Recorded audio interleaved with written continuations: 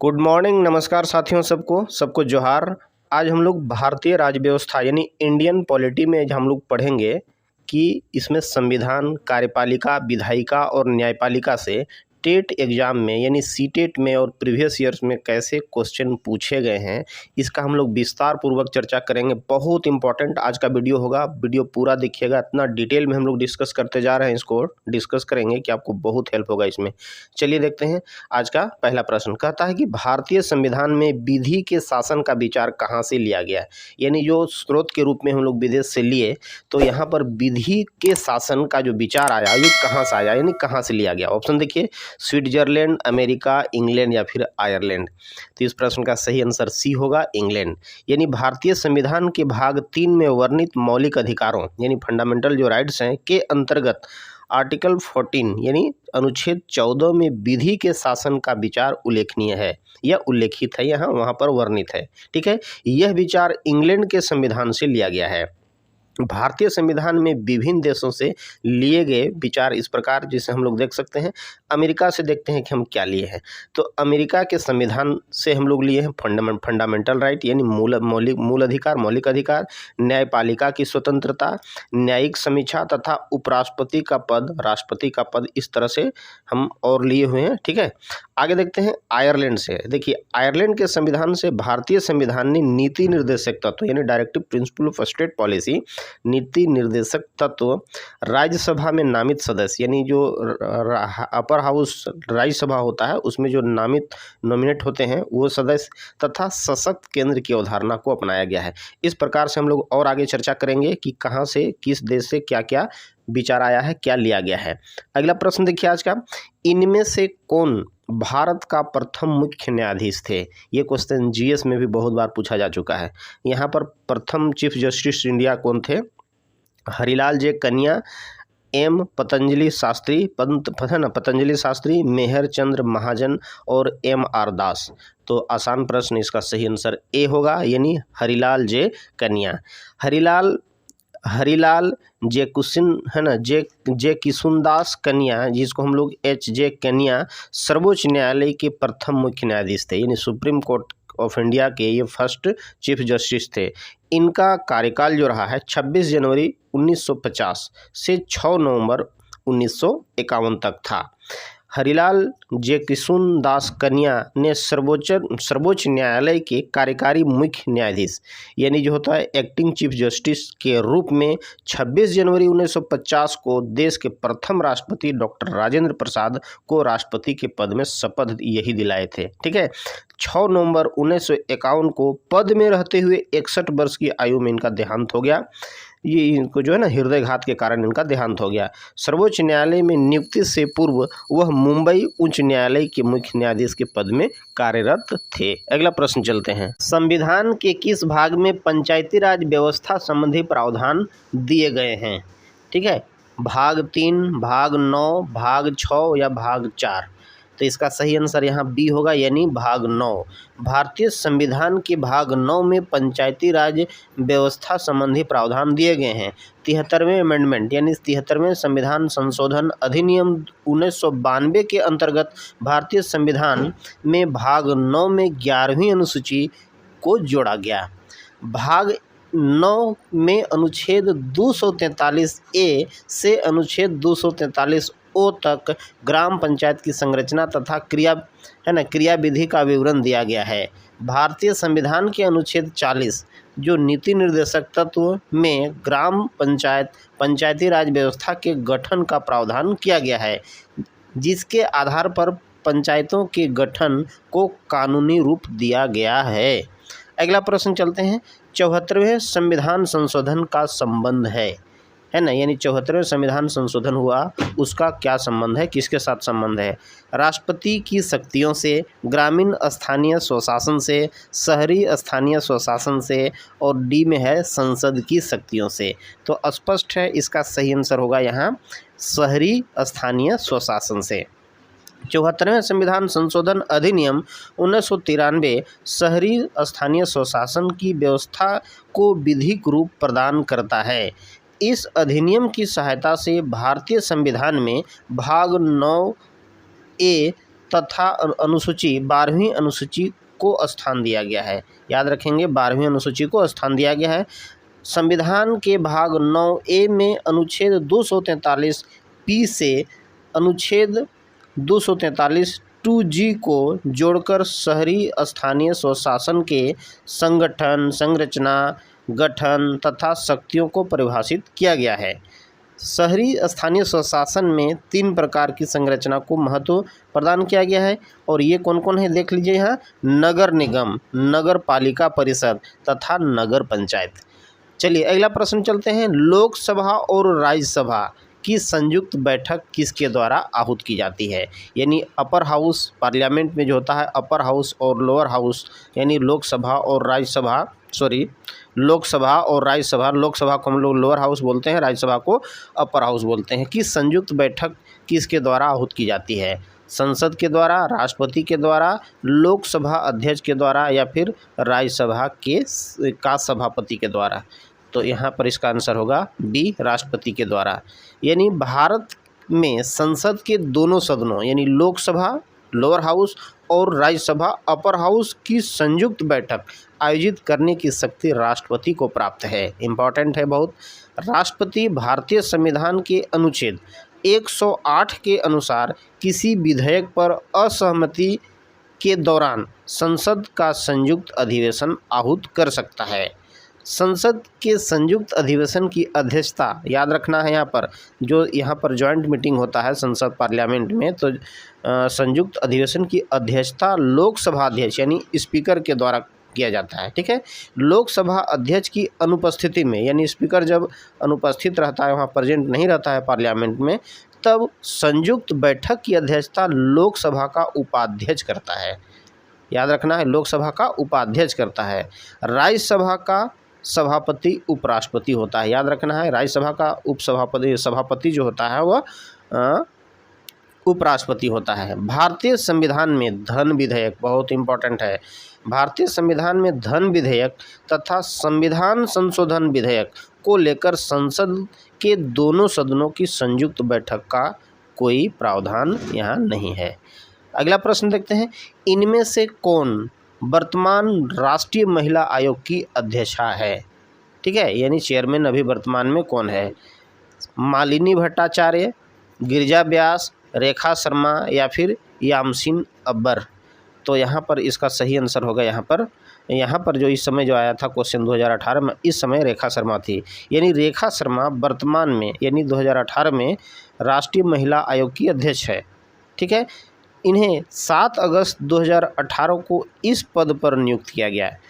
वर्ष 1990 में, बहुत इंपॉर्टेंट है याद रखना है कि वर्ष 1990 में पारित अधिनियम के आधार पर राष्ट्रीय महिला आयोग का गठन 1 जनवरी 1992 को किया गया। याद रखना है, राष्ट्रीय महिला आयोग का गठन जो हुआ है 1 जनवरी 1992 को किया गया। जयंती पटनायक राष्ट्रीय महिला आयोग की प्रथम अध्यक्षा थी। ठीक है, राष्ट्रीय महिला आयोग का उद्देश्य भारत में महिलाओं के अधिकारों का संरक्षण तथा उनके मुद्दों तथा चिंताओं को आवाज़ देना है, यानी उसके खिलाफ में जब शोषण होता है तो उसमें आवाज़ देना है, यानी अपने अधिकार के लिए लड़ना है। ठीक है, आगे देखते हैं प्रश्न। लोकसभा की कार्यवाही के प्रथम घंटे को कहा जाता है, यानी लोकसभा में जो कार्यवाही होती है उसमें जो प्रथम घंटा होता है उसको क्या कहा जाता है? शून्यकाल, सार्वजनिक काल, विशेषाधिकार काल या फिर प्रश्नकाल। तो इसका आंसर होगा यहाँ पर प्रश्नकाल। यानी लोकसभा की जब बैठक होती है तो उसमें पहला घंटा प्रश्नों के लिए होता है ना, जिसे प्रश्नकाल यानी क्वेश्चन आवर कहते हैं। प्रश्नकाल यानी क्वेश्चन आवर के दौरान सदस्यों द्वारा प्रशासन और सरकार के कार्यकलापों पर आधारित प्रश्न पूछे जाते हैं, यानी जो भी उसकी कार्यकलाप है, क्रियाकलाप है, उस पर आधारित क्वेश्चन पूछा जाता है। राज्यसभा में बैठक का दूसरा घंटा प्रश्नकाल का होता है ना, प्रश्नकाल का होता है। अगला प्रश्न, लोकसभा का चुनाव हेतु अधिसूचना कौन जारी करता है? यानी जब पार्लियामेंट में लोकसभा का चुनाव होता है तो उसका अधिसूचना कौन जारी करता है? गृह मंत्रालय, भारत का निर्वाचन आयोग, राष्ट्रपति या फिर लोकसभा सचिवालय, है ना। तो इसका यहाँ आंसर होगा बी, भारत का निर्वाचन आयोग। यानी लोकसभा चुनाव हेतु अधिसूचना भारत का निर्वाचन आयोग द्वारा जारी किया जाता है। चुनाव की प्रक्रिया की समुचित शुरुआत अधिसूचना जारी किए जाने के साथ ही होती है। अधिसूचना जारी होने के बाद निर्वाचन प्रक्रिया में पहले नामांकन होता है, यानी नामांकन, निर्वाचन तथा मतगणना पूरी की जाती है। चुनाव घोषित होने के पश्चात, यानी चुनाव जो घोषित हो जाता है उसके पश्चात ही आचार संहिता लागू की जाती है ना, जिसका पालन प्रत्येक राजनीतिक दल, चाहे वो वर्तमान में वो सत्ताधारी हो या फिर विपक्ष में हो, यानी जो भी चुनाव लड़ रहा है सबके लिए, सभी राजनीतिक दल के लिए ये लागू हो जाता है और सबको पालन करना होता है ना। उम्मीदवार तथा कार्यकर्ता को भी करना होता है, जो उम्मीदवार है वो भी, और उस जो भी पार्टी के हैं उसके कार्यकर्ता हैं उसको भी सभी आचार संहिता का पालन करना होता है। जो दिशा निर्देश, जो गाइडलाइन होते हैं उसको सबको फॉलो करना होता है। भारतीय संविधान के भाग 15 के अनुच्छेद 324 से अनुच्छेद 329 तक निर्वाचन आयोग की व्यवस्था की गई है, यानी 324 से 329 तक जो होता है भारतीय संविधान में जो निर्वाचन प्रक्रिया है उसके बारे में व्याख्या किया गया है। अगला प्रश्न देखते हैं, किस देश के संविधान से मौलिक कर्तव्यों को लिया गया है ना, यानी किस देश के संविधान से जो मेरे मौलिक कर्तव्य हैं, फंडामेंटल ड्यूटीज हैं, उसको लिया गया है। जर्मनी, यूनाइटेड किंगडम, यूएसए या फिर यूएसएसआर, जिसका सही आंसर होगा यूएसएसआर। यानी भारतीय संविधान के धारा 4A के अनुच्छेद 51A में मौलिक कर्तव्यों का विवरण दिया गया है। भारतीय संविधान में मौलिक कर्तव्यों की रूपरेखा सोवियत संघ, यानी अब जिसको हम लोग रूस कहते हैं, के संविधान से लिया गया है। मूल संविधान में मौलिक कर्तव्य शामिल नहीं थे, यानी जो मूल संविधान बना था उस समय मौलिक कर्तव्य शामिल नहीं था। 42वें संविधान संशोधन अधिनियम 1976 द्वारा 10 मूल कर्तव्यों को संविधान में स्थान दिया गया है, यानी संविधान में जोड़ा गया है। जबकि 86वें संविधान संशोधन यानी 86 है ना, कॉन्स्टिट्यूशन का जो अमेंडमेंट हुआ उसमें 2002 यानी अधिनियम 2002 के द्वारा 11वें मूल कर्तव्य को सूची में जोड़ा गया है। यानी हमारे मौलिक कर्तव्य जो है 11 हैं, उसमें से 10 को 42वें संविधान संशोधन 1976 के द्वारा जोड़ा गया और 11वां जो कर्तव्य है जिसको 86 संविधान संशोधन 2002 के द्वारा 11वें मूल कर्तव्य को शामिल किया गया है। अगला प्रश्न, राज्यसभा में होने वाली सभाओं की अध्यक्षता कौन करता है, यानी राज्यसभा में जो होने वाली जो सभा होती है उसके अध्यक्षता कौन करता है। उपराष्ट्रपति, राष्ट्रपति, प्रधानमंत्री या फिर भारत का मुख्य न्यायाधीश। तो इसका आंसर पहला होगा, आसान है, ए होगा। यानी राज्यसभा की बैठकों का संचालन उपराष्ट्रपति के द्वारा किया जाता है। उपराष्ट्रपति ही राज्यसभा का जो होता है पदेन सभापति होता है, यानी जो भी उस पद पर होगा उसका सभापति होगा। राज्यसभा भारतीय संसद का उच्च सदन है, जहाँ की हम लोग जानते हैं कि राज्यसभा जो होता है इंडियन पार्लियामेंट का जो होता है अपर हाउस होता है, जिसे भंग नहीं किया जा सकता, यानी वो भंग होता ही नहीं। इसके 1/3 सदस्य प्रत्येक 2 वर्ष पर अवकाश ग्रहण करते हैं, यानी कार्यकाल 6 साल का होता है और प्रत्येक कोई भी सदस्य जो भी अपर हाउस यानी राज्यसभा के जो मेंबर होते हैं उसका कार्यकाल 6 साल का होता है, लेकिन प्रत्येक 1/3 सदस्य जो होते हैं 2-2 साल में रिटायर करते जाते हैं।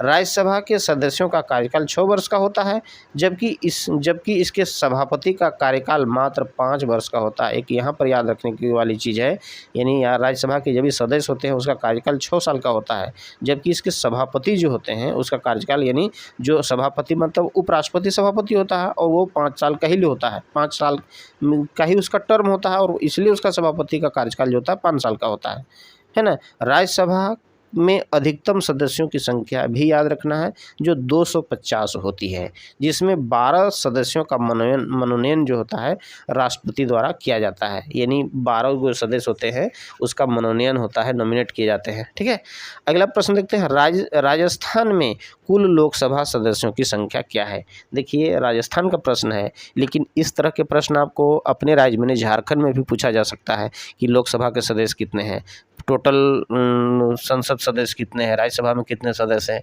तो ये राजस्थान का प्रश्न है टेट में, इसलिए देखिए यहाँ पर पूछा है कि राजस्थान में लोकसभा के कितने सदस्य हैं।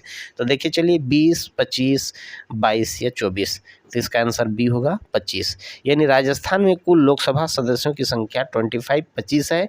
देश के प्रत्येक राज्य में लोकसभा सीटों का निर्धारण जनसंख्या के आधार पर किया गया है। वर्तमान में यह वर्ष 1971 की जनगणना पर आधारित है। यानी जो भी अभी हम लोग राज्यसभा के लोकसभा के सदस्य हैं प्रत्येक राज्य में, यह 1971 की जनगणना के आधार पर ही है ना। लोकसभा सदस्यों की वर्तमान संख्या वर्ष 2026 तक यथावत रहेगी। यानी 2026 तक जो भी लोकसभा के सदस्य हैं यथावत रहेगी, यानी संख्या उतनी ही रहेगी। 2026 के बाद फिर जो डिसाइड होगा उसके अनुसार फिर होगा।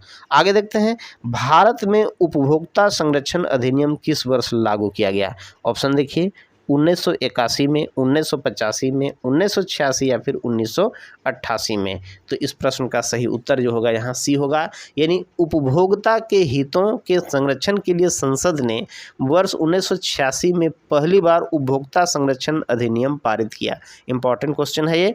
और 15 अप्रैल 1987 को यह लागू किया गया। ठीक है, इसका उद्देश्य उपभोक्ताओं को यह आश्वस्त कराना है कि जिस प्रकार उत्पादक अपनी वस्तुओं एवं सेवाएं प्रदान करने तथा उसके मूल्य निर्धारण में स्वतंत्र है, तो उसी प्रकार उपभोक्ता श्रेष्ठ सामग्रियों के उपभोग का अधिकार रखता है। आगे देखिए प्रश्न कहता है, भारत में बाल विवाह निरोध अधिनियम किस वर्ष पारित किया गया, है ना। इंपॉर्टेंट क्वेश्चन है। वर्ष 2006 में या वर्ष 2008 में, 2011 में या फिर 1997 में। तो इस प्रश्न का सही आंसर ए होगा। यानी भारत में संसद द्वारा बाल विवाह निरोध अधिनियम वर्ष 2006 में पारित किया गया और इस अधिनियम को 1 नवंबर 2007 को लागू किया गया। ठीक है, बाल विवाह निरोध अधिनियम 2006 के अनुसार बाल विवाह करने तथा उसे प्रोत्साहित करने वाले अभिभावकों को 2 वर्ष या फिर उससे अधिक की सजा का प्रावधान किया गया है। ठीक है, इस अधिनियम में बाल विवाह को संज्ञेय और गैर जमानती, यानी संज्ञेय और गैर जमानती अपराध की श्रेणी में रखा गया है, यानी जमानत ही नहीं होगा। ठीक है, अधिनियम का उद्देश्य बाल विवाह तथा उससे जुड़े आकस्मिक मामलों पर पूर्ण प्रतिबंध लगाना है। अगला प्रश्न देखिए, कहता है कि उच्चतम न्यायालय यानी सुप्रीम कोर्ट, उच्चतम न्यायालय ने सरकार को निर्देशित किया है कि यमुना के जल की गुणवत्ता कम से कम ग्रेड सी स्तर तक बनाए, यानी ग्रेड सी स्तर तक बनाना है, जिससे उसे लोगों को पीने योग्य पानी यानी पीने योग्य जो है ना उपलब्ध करा सके, है ना, पीने योग्य बनाकर उसको उपलब्ध कराया जा सके। उक्त कथानुसार ग्रेड सी स्तर का अर्थ यहाँ पर क्या है। तो शुद्ध जल या फिर थोड़ी मात्रा में प्रदूषित जल या औसत दर्जे की प्रदूषित जल या फिर अधिक प्रदूषित जल। तो इसका सही आंसर सी होगा। यानी उच्चतम न्यायालय ने दिसंबर 2013 में केंद्रीय प्रदूषण नियंत्रण बोर्ड को निर्देश दिया था कि वह यमुना के जल की गुणवत्ता कम से कम ग्रेड सी स्तर तक बनाए। यहाँ पर ग्रेड सी स्तर के जल को औसत दर्जे का प्रदूषित जल माना जाता है, जिसे पारंपरिक उपचार के बाद उसको पीने योग्य बना सकते हैं।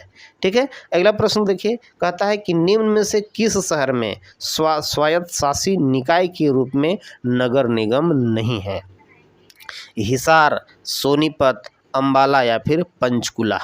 तो यहाँ पर इसका देखिए, यहाँ पर इस प्रश्न में थोड़ा सा सस्पेंस है।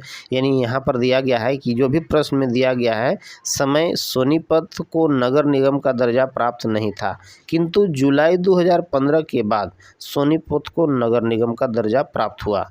अब यह हरियाणा के 10 नगर निगमों में शामिल है। कितना नगर निगम में? 10 नगर निगमों में शामिल है।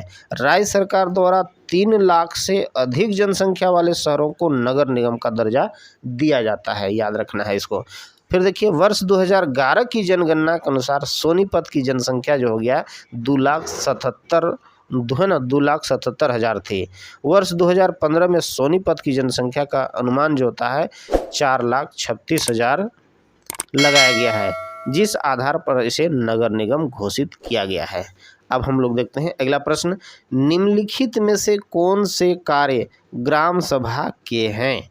ठीक है, पहला देखिए, पंचायत की वार्षिक लेखा का परीक्षण करना, सामाजिक आर्थिक विकास की योजनाओं व कार्यक्रमों की स्वीकृति देना, और तीसरा, गरीबी उन्मूलन कार्यक्रमों हेतु लाभार्थियों की पहचान करना और सामाजिक अंकेक्षण करना। तो देखिए इस प्रश्न का यहाँ सही आंसर कौन होगा, यानी इसमें जो कूट दिया हुआ है इसमें कौन सही आंसर होगा। ठीक है, पहला दूसरा या फिर तीसरा चौथा, या पहला दूसरा तीसरा, या फिर ये सभी। तो यहाँ पर देखिए कहता है कि पंचायत की वार्षिक लेखा का परीक्षण करना, ये तो होगा। सामाजिक आर्थिक विकास की योजनाओं योजनाओं व कार्यक्रमों को स्वीकृति देना भी होता है। गरीबी उन्मूलन कार्यक्रमों हेतु लाभार्थियों की पहचान करना भी होगा, और सामाजिक अंकेक्षण नहीं, यानी पहला दूसरा और तीसरा जिसमें होगा वही आंसर, यानी सी सही आंसर है। भारतीय संविधान के अनुच्छेद 243 ए से 243 ओ तक ग्राम सभा के गठन तथा कार्यों को परिभाषित किया गया है, यानी वहाँ निर्देशित किया गया है। ठीक है, ग्राम सभा का प्रमुख कार्य इस प्रकार है। देखिए, ग्राम यानी गांव के हित में योजनाओं का निर्माण तथा उनका क्रियान्वयन करना। ठीक है, पंचायत का बजट बनाना और तथा वार्षिक लेखा का परीक्षण भी करना। तीसरा अगला पॉइंट कहता है कि गरीबी उन्मूलन कार्यक्रमों के लाभार्थियों की पहचान करना। ग्राम सभा द्वारा सामाजिक अंकेक्षण, जिसको सोशल ऑडिट कहते हैं, नहीं किया जाता है। ठीक है, यह जिला स्तरीय टीम द्वारा संपन्न होता है। अगला प्रश्न देखिए, निम्न में से कौन संविधान सभा का सदस्य थे? यानी है संविधान सभा का सदस्य कौन थे? है ना, पंडित नेकीराम शर्मा, सर छोटू राम, या फिर श्री रणधीर सिंह हड्डा, या फिर श्री शेर सिंह। तो यहाँ इसका सही आंसर होगा सी, यानी श्री रणधीर सिंह हड्डा। देखिए, श्री रणधीर सिंह हड्डा भारतीय संविधान निर्माण सभा के सदस्य थे।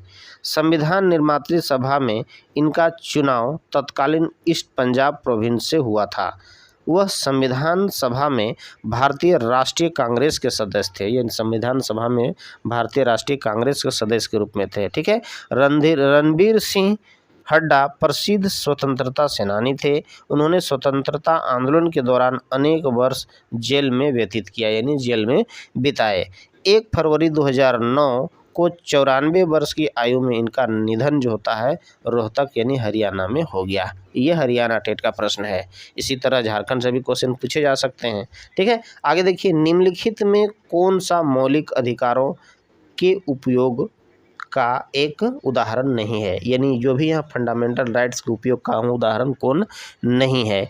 पहला देखिए, बिहार के श्रमिकों का पंजाब में रोजगार तलाशना, या फिर ईसाई मिशनरियों द्वारा मिशन स्कूल की स्थापना करना, समान पद पर कार्य कर रहे महिलाओं और पुरुषों द्वारा समान वेतन प्राप्त करना, और डी में है बच्चों द्वारा पैतृक संपत्ति का उत्तराधिकार पाना।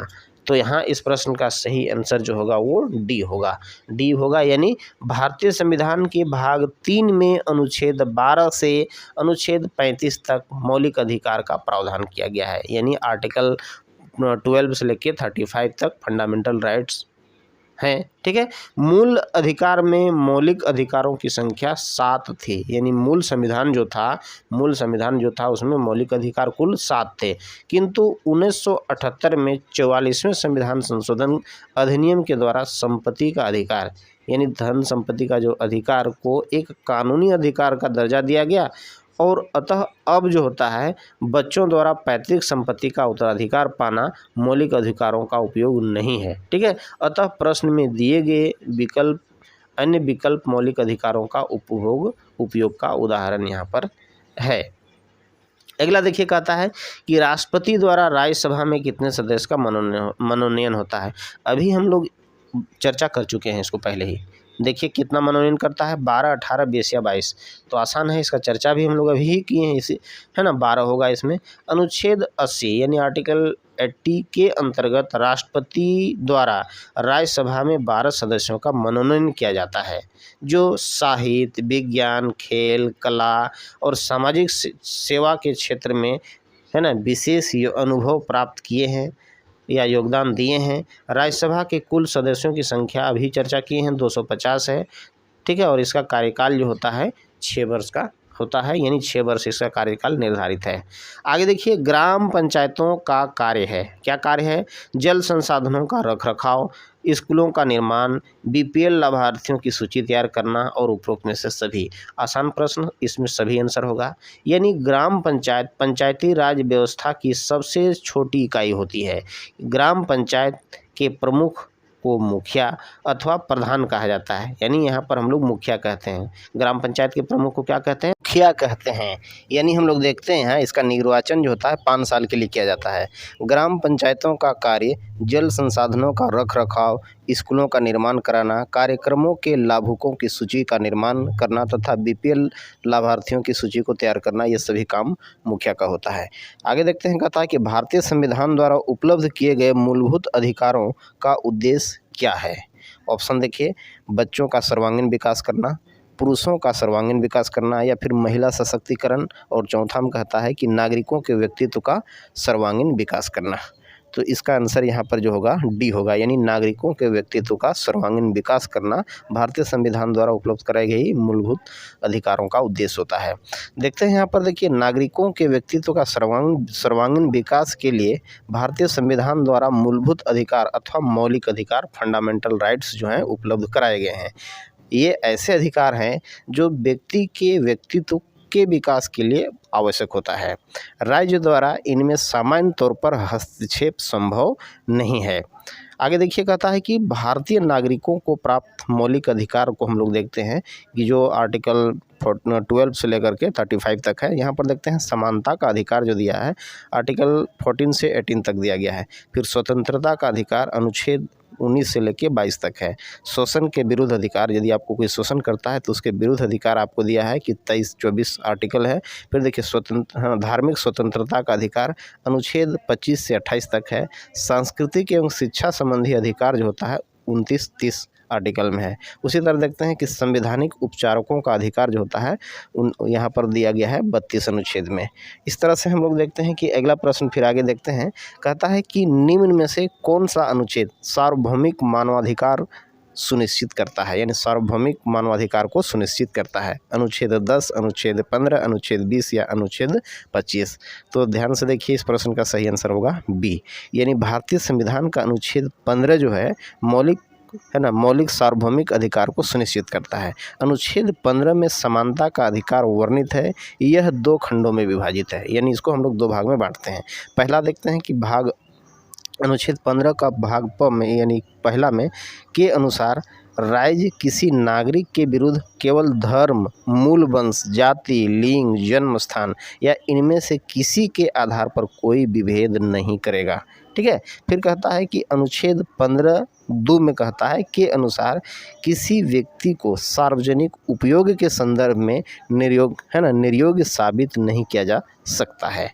ठीक है, ध्यान रखेंगे। आगे देखते हैं प्रश्न, सुप्रीम कोर्ट ने पर्यावरण और वन मंत्रालय को कब यह आदेश दिया कि ताजमहल के क्षेत्र में हरित क्षेत्र विकसित किया जाए, यानी ताजमहल का जो इलाका है उसको हरित क्षेत्र में विकसित किया जाए? वर्ष 2004 में, या फिर 1994 में, या 84 में, या इनमें से कोई नहीं? तो यहाँ ध्यान रखिएगा, इसे इंपॉर्टेंट क्वेश्चन है, इसका आंसर बी होगा, यानी 1994 में। सुप्रीम कोर्ट द्वारा पर्यावरण और वन मंत्रालय को ताजमहल के निकट हरित क्षेत्र विकसित करने का निर्देश वर्ष 1994 में दिया था। इसके अंतर्गत आगरा सहित आसपास के कई जिलों में वृक्षारोपण के साथ ही सड़कों का निर्माण भी किया जाना था। इसके अतिरिक्त इस क्षेत्र में 2 वर्ष में 20 करोड़ से अधिक पौधे लगाने का भी निर्देश दिया था। मई 2015 में सर्वोच्च न्यायालय ने उत्तर प्रदेश सरकार द्वारा दिए गए ताज संरक्षित क्षेत्र यानी ताज संरक्षित क्षेत्र को के प्रस्ताव को स्वीकृति भी दिया था। अगला प्रश्न देखिए, संविधान सभा ने राष्ट्रगान को कब अपनाया? इंपॉर्टेंट क्वेश्चन है, जीएस में भी क्वेश्चन बहुत बार पूछा है। ठीक है ना, यानी राष्ट्रगान को कब अपनाया संविधान सभा ने? देखिए 20 जनवरी 1950 को, 24 जनवरी 1950 को, 21 मई 1949 को, या फिर 13 नवंबर 1940 ईस्वी को? इंपॉर्टेंट क्वेश्चन, इसका आंसर बी होगा, यानी 24 जनवरी 1950 को भारतीय संविधान निर्मात्री सभा ने 24 जनवरी 1950 को राष्ट्रगान के रूप में हम लोग जो भी जन गण मन को क्या करते हैं, अंगीकृत किया गया है। जन गण मन रविंद्रनाथ टैगोर की कविता है। ठीक है, भारत भाग्य विधाता का प्रथम परिच्छेद, यानी प्रथम परिच्छेद है ना, भारत भाग्य विधाता का प्रथम परिच्छेद है। यह कविता पहली बार, बहुत इंपॉर्टेंट है, पहली बार 1905 में तत्वबोधिनी पत्रिका में प्रकाशित हुई थी। राष्ट्रगान के रूप में अंगीकृत जन गण मन को पहली बार सार्वजनिक रूप में 27 दिसंबर 1911 को भारतीय राष्ट्रीय कांग्रेस के कलकत्ता अधिवेशन में गाया गया था। बहुत इंपॉर्टेंट है। ठीक है, अगला देखते हैं, राजस्थान का राज्य पशु कौन सा है, बाघ, गाय, ऊँट या फिर भेड़। देखिए, राजस्थान टेट का क्वेश्चन है, इसका आंसर सी होगा, ऊँट। यानी राजस्थान सरकार ने सितंबर 1914 में एक अधिसूचना जारी कर ऊँट को राज्य का पशु घोषित किया है ना। राज्य में अब 2 राज्य पशु हैं, याद रखना है, राज्य में 2 पशु हैं जो राज्य पशु हैं। ठीक है, राज्य के पशु के रूप में घोषित किया गया है। पहला क्या हो गया, ऊँट, और दूसरा है चिंकारा। ठीक है, रेगिस्तान का जहाज के रूप में संज्ञा प्राप्त ऊँट की घटती संख्या को नियंत्रित करने के उद्देश्य से, यानी ऊँट की संख्या लगातार घटते जा रहा है और ऊँट को हम लोग रेगिस्तान का जहाज कहते हैं, और राजस्थान ये मेरा रेगिस्तान है। ठीक है ना, तो यहाँ पर इसकी मतलब है रेगिस्तान के जहाज के रूप में संज्ञा प्राप्त ऊँट की घटती संख्या को नियंत्रित करने के उद्देश्य से राज्य ने इसे राज्य पशु का दर्जा दिया है।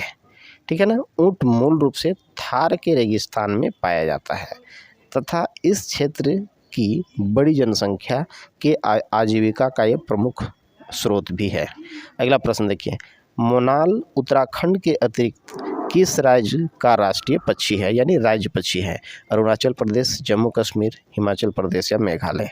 तो देखिए, इस क्वेश्चन में भी सस्पेंस है, इसका आंसर यहाँ पर देखिए, मोनाल जो एक्चुअल में होता है ना, कि उत्तराखंड के अतिरिक्त हिमाचल प्रदेश का भी राज्य पक्षी था, किंतु अक्टूबर 2015 से हिमालय प्रदेश का राज्य पक्षी वेस्टर्न ट्रेगोपन, जिसको हम लोग जाजुराना है, ठीक है ना, मोनाल एक्चुअल में जिसे उत्तराखंड में डांफे के नाम से जाना जाता है, जो नेपाल का राष्ट्रीय पक्षी भी है। ध्यान रखेंगे क्वेश्चन में।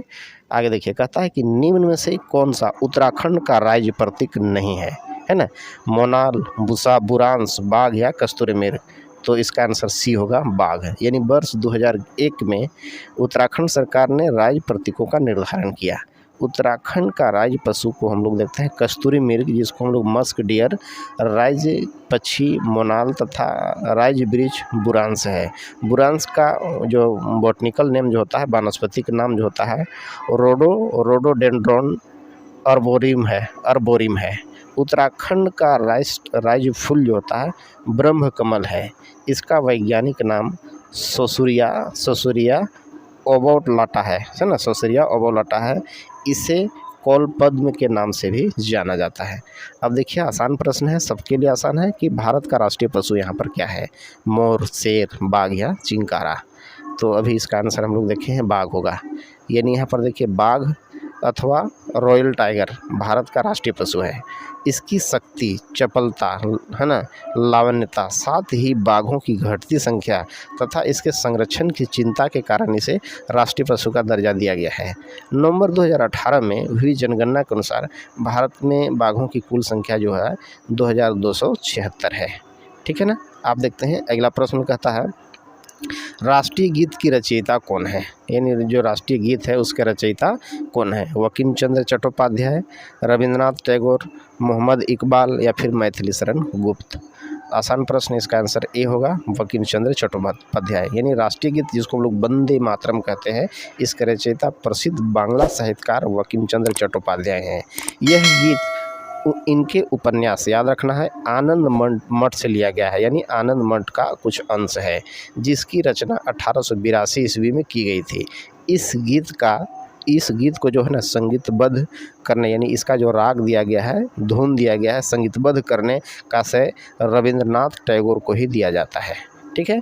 अब हम लोग इस तरह से दोस्तों, वीडियो यदि अच्छा लगा तो कृपया अब तक यदि सब्सक्राइब नहीं किए हैं तो सब्सक्राइब करिए, दोस्तों को भी शेयर करिए, और इसी तरह हम आपके अच्छा वीडियो लेकर आएंगे और आपका बढ़िया से तैयारी भी हो जाएगा। थोड़ा कोऑपरेट करिए और आप वीडियो को ज़रूर सब्सक्राइब करिए और दोस्तों के साथ शेयर भी करिए। Okay, bye.